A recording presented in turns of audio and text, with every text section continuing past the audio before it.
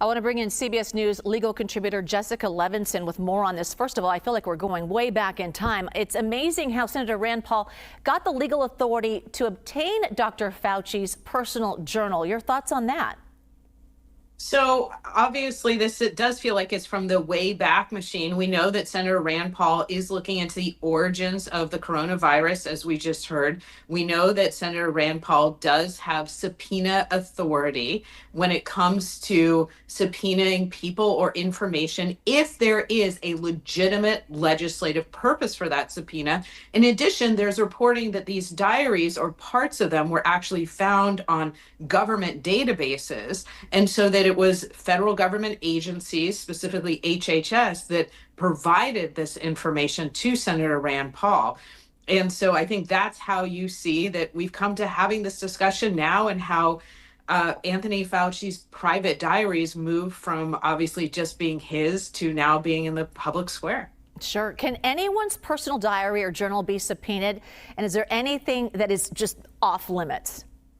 So absolutely, there are tons of reasons why, rest assured, everybody at home, Yeah. it is not the case that the Senate can wake up one morning and say, you know who I'm really curious about? So as we mentioned before, when it comes to congressional subpoenas, both the House of Representatives and the Senate, you need to have a legitimate legislative purpose for that subpoena. You need to have a good reason behind saying, we want information or testimony from you. In addition, when it comes to private diaries, that might be different from what we're talking about here, where reporting indicates that at least many of these entries were on government servers. So if you want to keep your information private, don't log it on your workplace computer or your workplace internet systems. And then finally, of course, there are privileges that people can assert, and there are general privacy concerns. So it is not just the case that you write something down and it could at some point be subject to a conversation that you and I have. All right. And just lastly, are we confusing diaries with just medical information that he was noting if it wasn't in his own personal diary at home type of thing?